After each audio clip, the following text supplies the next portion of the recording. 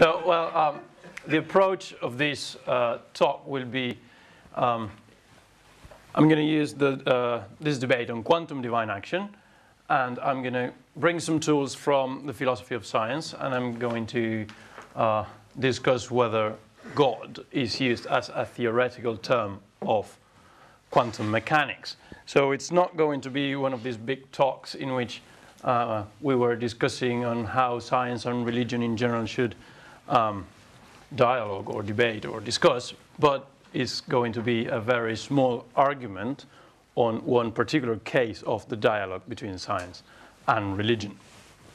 So, to enunciate an understanding of divine action in nature might be problematic for the autonomy of nature and for the foundation of natural sciences.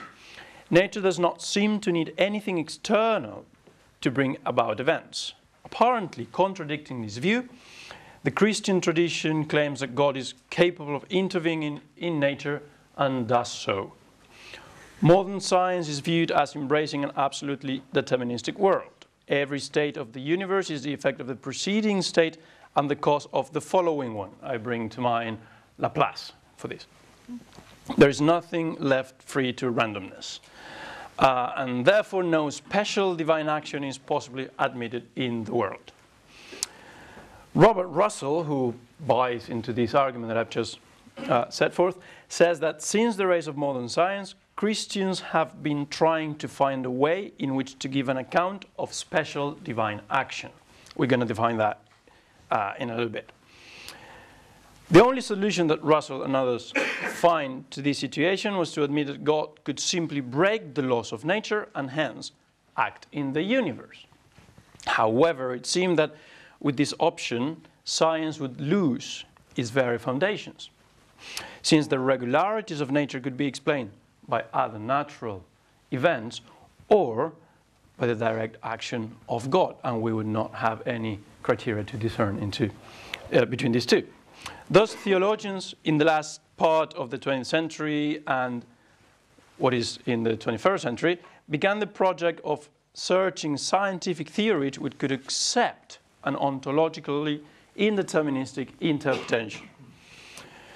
With the arrival of quantum mechanics by the end of the 19th century, classical physics was challenged and a conception of causally open universe began to develop. Hence, this search for a place where God could act in the universe appeared to have reached its destination. Quantum mechanics seems to point towards the direction of an indeterministic universe, at least in its most fundamental level. The dilemma of divine action appears now to be diluted. In an indeterministic universe, God could act within nature without breaking or suspending any natural law. This is called by Robert Russell a non-interventionist, objective divine action. And it is known as the NIODA project. Or is it well pronounced? NIODA, yes. So I will present Russell's argument for quantum divine action, and I will evaluate it from a philosophy of science perspective. My approach will be that of the semantic approach to the study of scientific theories. I will explain that. In special, the contribution to the discussion on theoretical and non-theoretical terms. For this, I will briefly expound these notions, and later on I will apply them to Russell's ideas. There are many other issues which raise with this quantum divine action project, epistemological issues, theological, philosophical, scientific issues. I will not deal with all of those right now. For that, you will have to wait for the publication of my dissertation, basically. Publishers welcome. In Russell's words, God's special and I quote, God's special objective action is non-interventionist when it brings about events which go beyond those described by the laws of nature without contravening or disproving them, because natural efficient causality, as described by these laws, is created by God ex nihilo to be insufficient to bring these particular events about. End of quote. The question now is, how does this happen? How does God act through quantum events? So quantum mechanics and divine action. In a quantum system, the lack of determinism comes about only in the measurement process. Yeah? During this process, the indeterminism comes about in what is known as the collapse of the wave function. I'm sorry I have to leave all the details outside of this discussion because, yes, I'm not yet a key speaker, so I don't have an hour slot. You're losing time right now.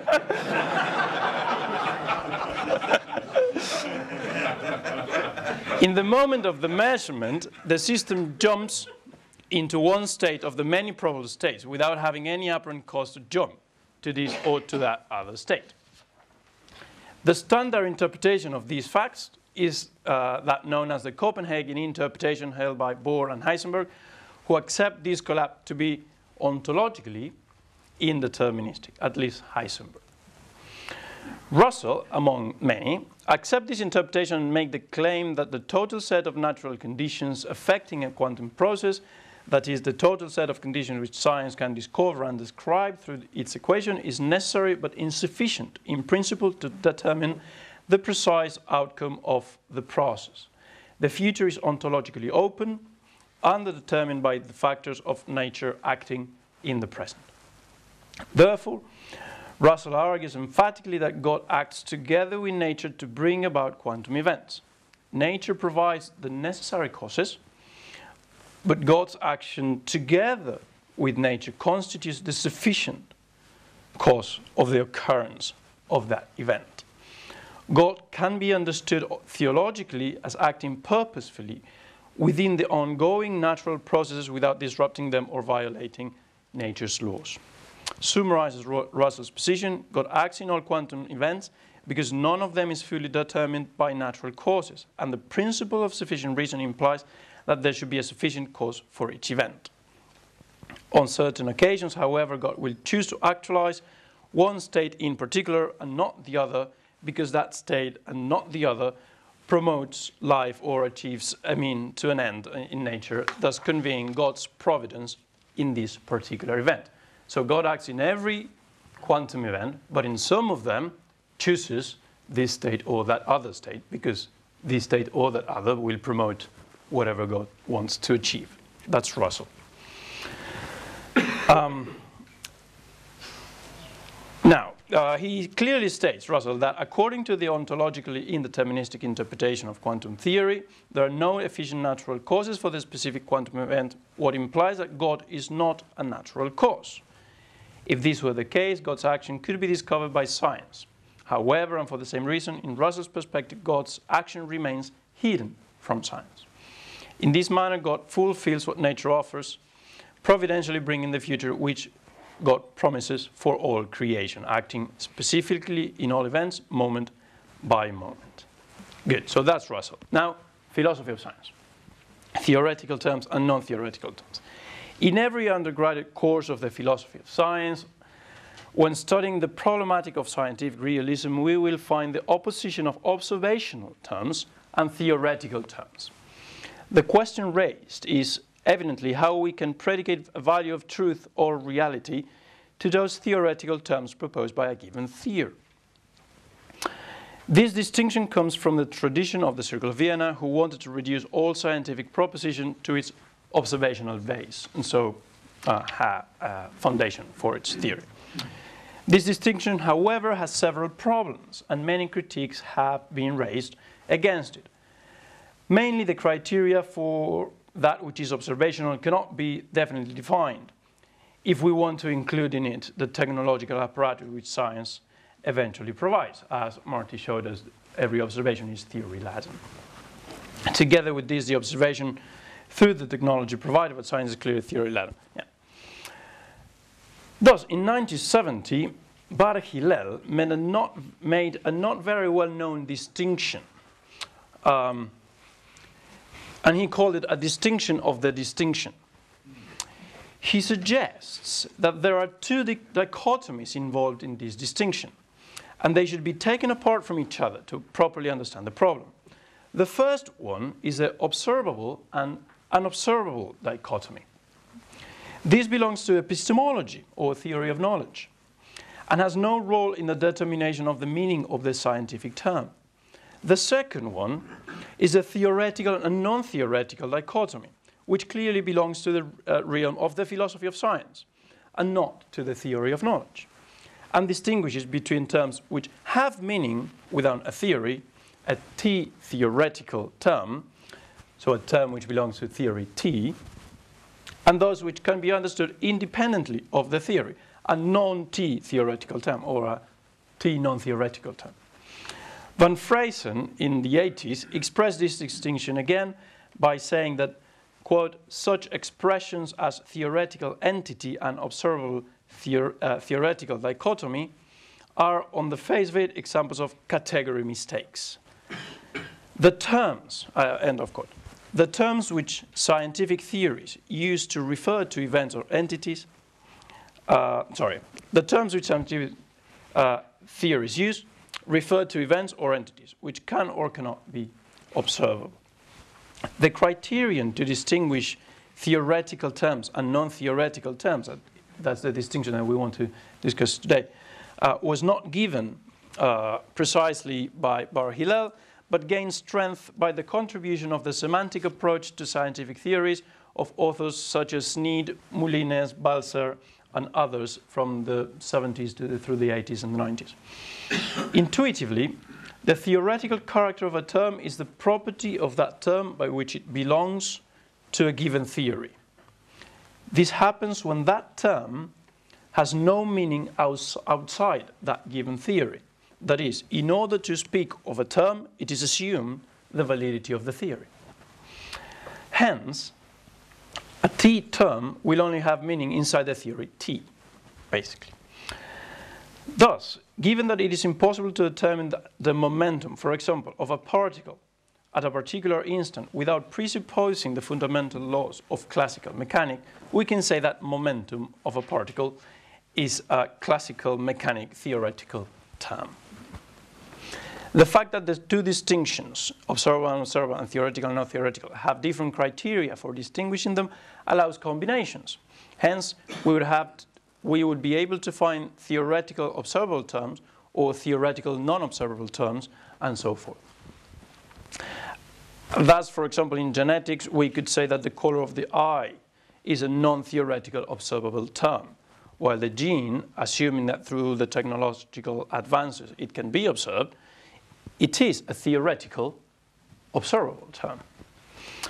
So, is God a theoretical term of quantum mechanics? The first thing to affirm clearly is that for quantum mechanics, as scientists understand it and use it in their laboratories, God is not and could never be a theoretical term. My question is rather if, according to the quantum divine action proposal, we need to admit that God is a theoretical term. Second issue to the limit is which term I am referring to when trying to evaluate the quantum divine action project. So I will deal with the term God's action, yeah, and not with God or anything like that. As in the quantum divine action proposal, it is the term God's action which is used to explain the happening of the quantum event. In this perspective, if we analyze the observability of the term God's action, we can clearly admit that the event to which it refers is unobservable, as Russell constantly affirms, and will remain unobservable by definition. It is a non-material being which is acting, and hence it is not observable through material beings. Nevertheless, is it sufficient to say that the notion Russell is working with is not somehow included within the boundaries of quantum theory? To answer this question, it is necessary to address what Russell understands by God's action. I will claim that God's action are understood by Russell as any natural action, although he constantly denies it. To see this, I need to make a distinction. It is not the same to say that God is conceived as being a cause, as a natural cause, than to say that God acts as a created or natural cause, while maintaining God's divinity. Russell does not want to admit the first possibility. It seems to me, however, that he would not be able to deny the second one. In fact, if this were not the case, the whole debate of divine action through quantum events would have no reason of existence. God is bound to the laws of nature, which in the end make God to act according to them. Hence, God is conceived as acting according to the laws of nature, which rule the causation of natural causes, and hence somehow rule the way in which God causes within nature. Actually, Russell admits that God interacts with nature at the quantum level by means of the measurement event. God is then limited to act within these kind of events and within the laws which govern them. Now, since the theory tells us that there is no natural cause which causes the wave function to collapse in this way, therefore, God cannot be conceived as a natural cause. That's Russell. This argument leads to me to a second distinction about how natural causes are conceived in the debate of quantum divine action. Yeah? According to Russell, a natural cause is defined by the theory. Hence, since the theory says there is no natural cause, God is not a natural cause. In fact, God is not a natural cause simply because the interpretation of the theory says it is not. I will call this the epistemological criterion for natural causes. On the other hand, other participants in the debate, such as Michael Dodds or Ted Smets, understand that a natural cause has its own way of causality, which is ordered by the laws of nature, which is discovered and expressed by the theory. Hence, natural causes come before the theory. Let me call this the ontological criterion. In this approach, in the ontological criterion, natural causes do not depend on a theory to be natural causes. They simply are natural causes, and then the theory discovers and explains them. The question here is what defines a natural cause to be such, if it is not the theory. A natural cause could be defined as that which acts remaining within the limits of the natural order.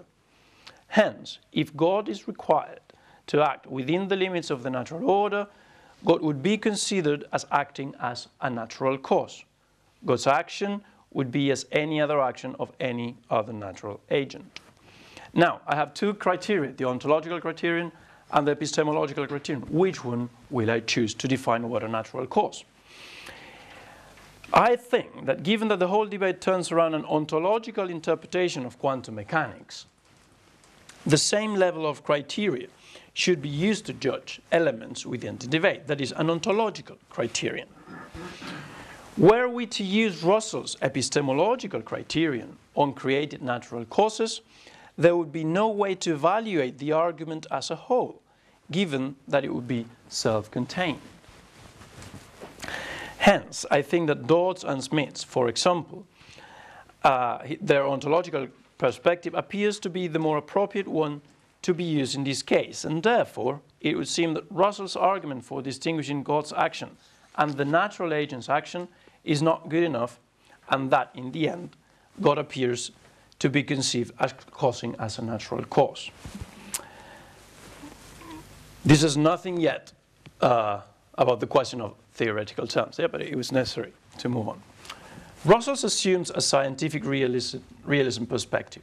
He understands that scientific theories speak with a language which reflects what happens in nature.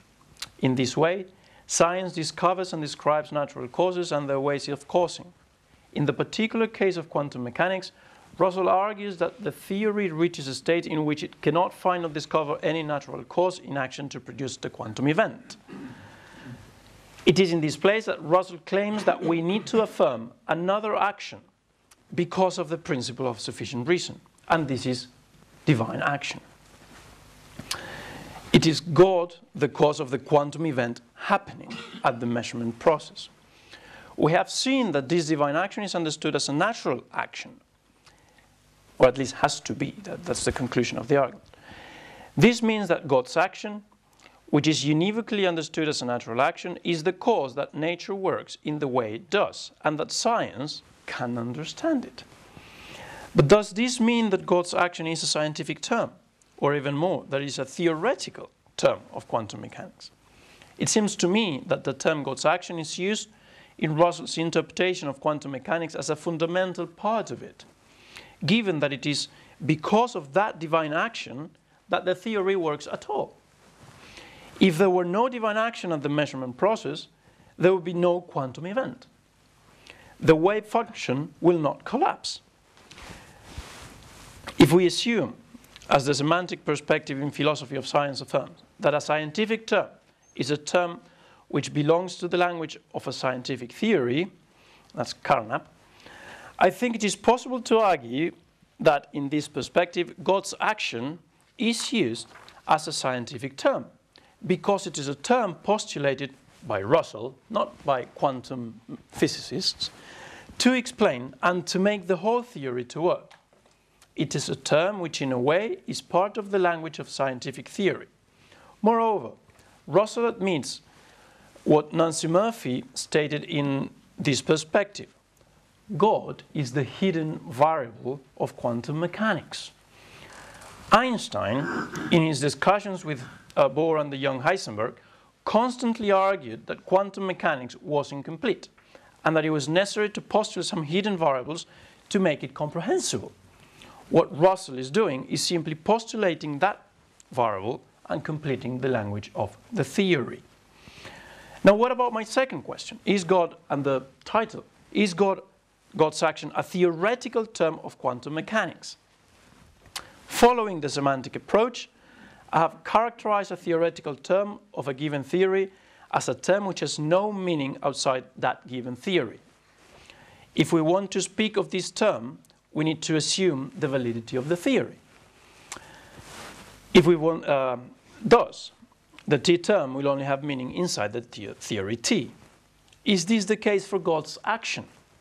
It seems to me that the answer is yes.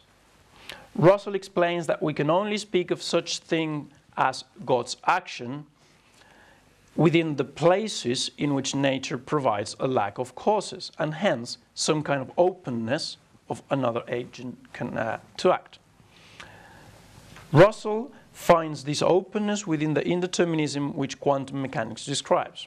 Hence, God's action, understood in the sense of a special action, objective, non-interventionist, is only properly understood within the boundaries of quantum theory.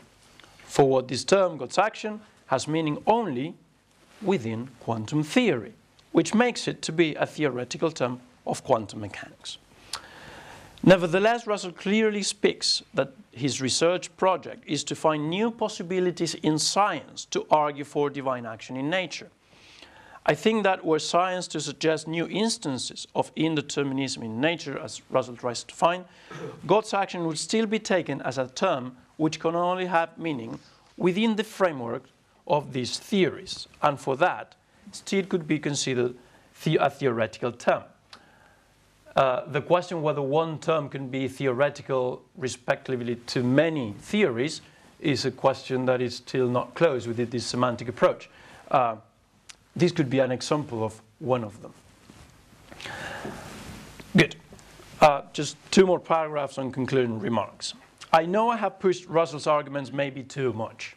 Russell will never dare to propose that God's action should be taken as a term which is essential to a scientific theory.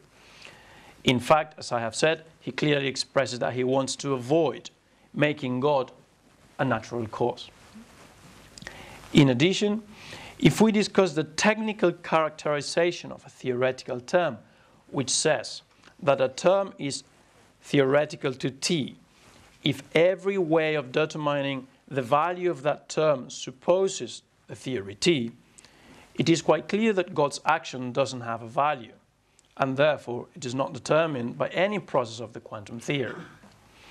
In fact, in this perspective, God's action would not be even a scientific term, and therefore it could even less be a theoretical term of quantum mechanics. However, I wanted to argue that in Russell's perspective, the term God's action is used in such a way that it can only be understood within the framework of a scientific theory. Thus, if I'm allowed to lose up a little bit the characterization of the terms, of the definition of T theoretical or T non-theoretical, God's action appears to be in Russell's description of the divine activity in nature as a term included in the scientific language and which gains its meaning only thanks to the scientific language. Thank you.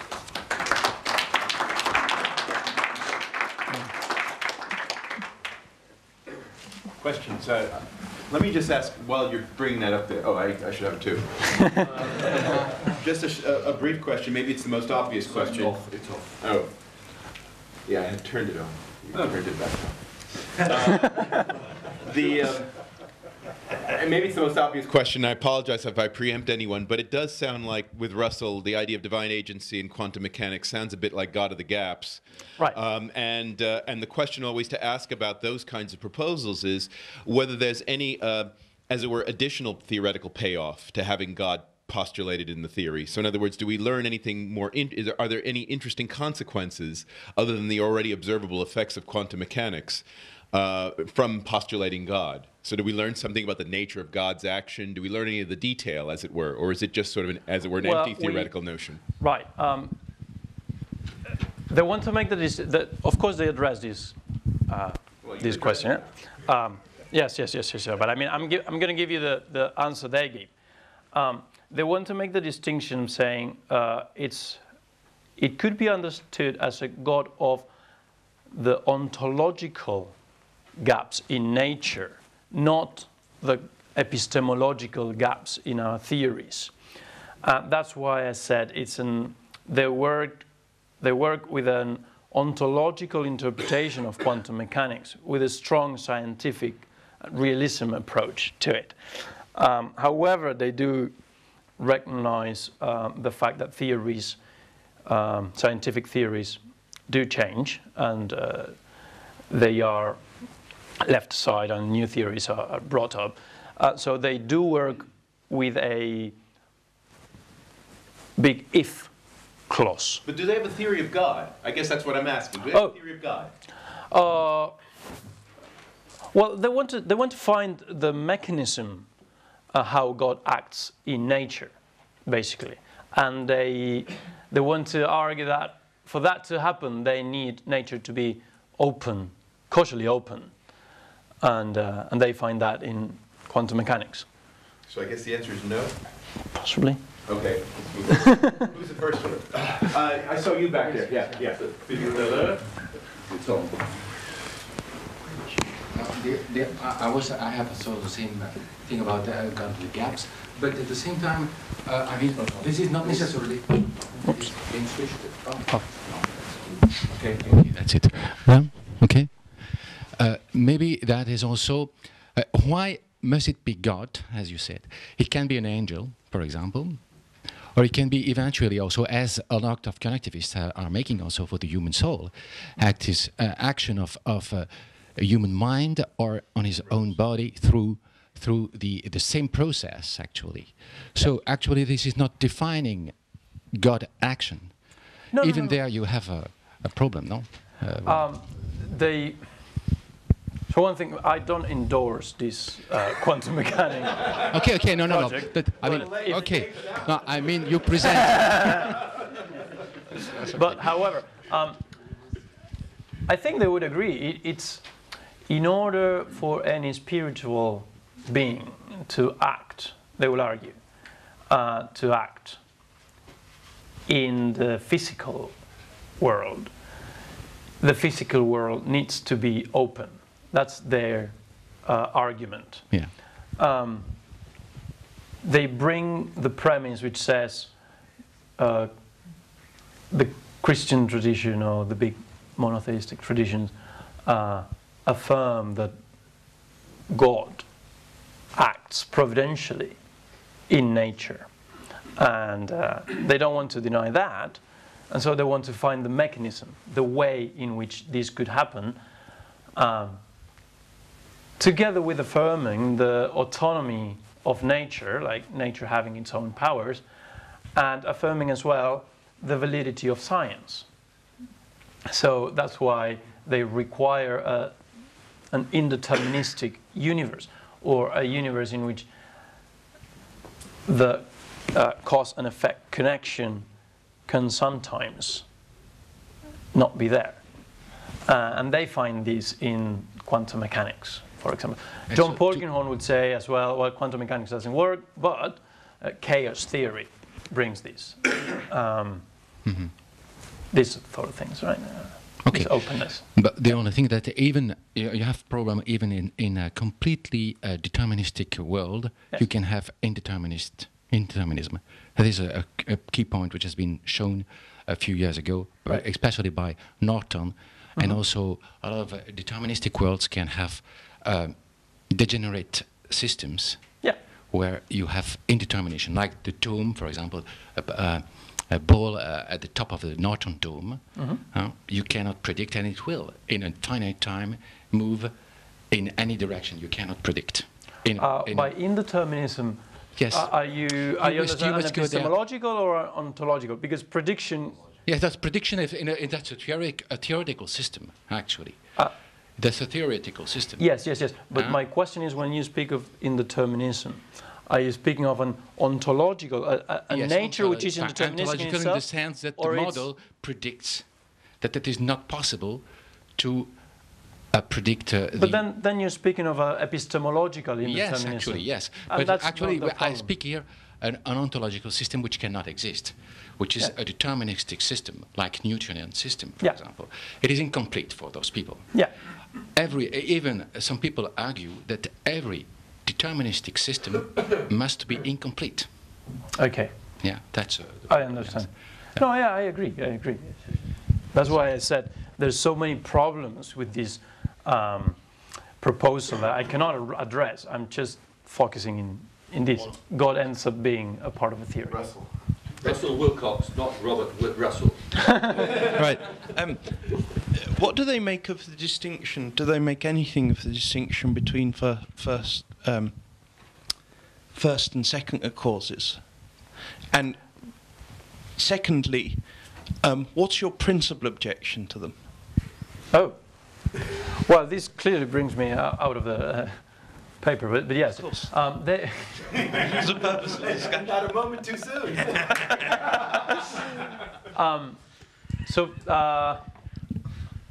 primary and secondary causality. They make the distinction of special divine action and general divine action. Right. So general divine action, or general providence as they call it as well, is the sustainment, creation and sustainment of the universe existence, and the sustainment of the laws of nature, if you want. Yes, that's their understanding of primary causality. Period. Secondary causality, I think they understand it as natural causes acting, but not with reference to primary causality as applying a post to act, or something like Thomas would say, simply as accepting that we need the sustainment, Yes. so that secondary causes could act according to their own natures. But that's it. There's nothing else to that. And my main objection is God stops being God. They start with the notion of God, which they bring from the Christian and Judaism and Islam traditions, and they simply completely change it. God ends up being a natural cause, as I try to show here in 3 paragraphs, and God stops being omnipotent, because God can only do things in the moving electrons or photons or protons and that kind of thing, and so forth and so forth. Basically, God stops being God.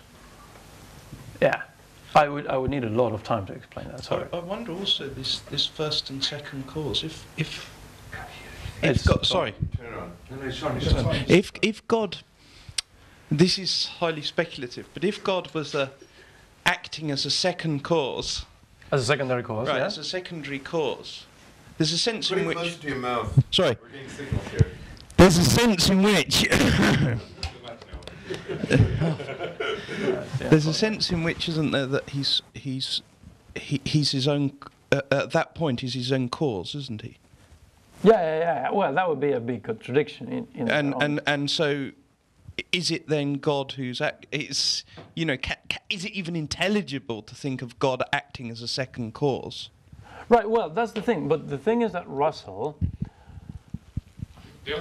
the other one, yeah, Robert Russell. The second Russell. The second. This is the primary Russell. Thanks very much. The secondary Russell, Russell B.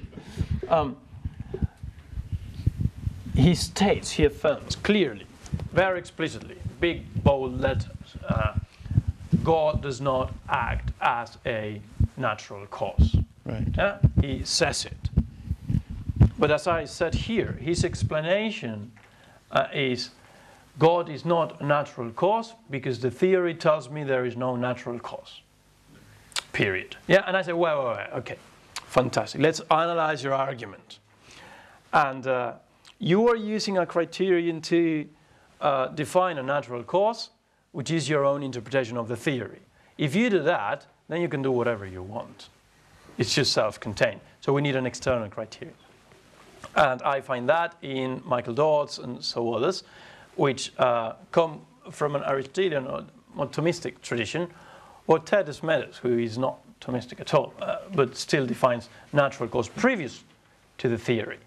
If we want to argue that a natural cause comes previous to the theory, and then the theory describes how natural causes act, then yes, then God ends up being acting, if you want, as a natural cause. Yes.